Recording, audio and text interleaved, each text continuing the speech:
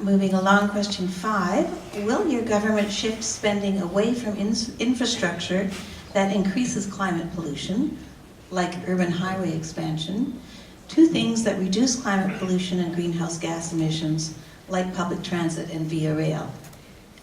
Yeah, well, yes. Certainly the focus for infrastructure spending going forward is going to be much more on matters that are consistent with the climate agenda. So we are developing for a phase 2 infrastructure program, which will be brought forward next year, which is a much longer program than the phase 1, which was really for the first 2 years. What we call a climate lens and a green lens that will actually affect decisions with respect to how projects are selected going forward.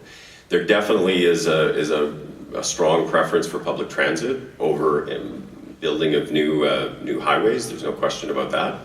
But we'll also be looking at that in the context of things like wastewater treatment plant, where you have opportunities to drive emissions lower. You have opportunities to do better than the minimum regulations require with respect to pulling contaminants out that we are dumping into the oceans and the lakes in Canada.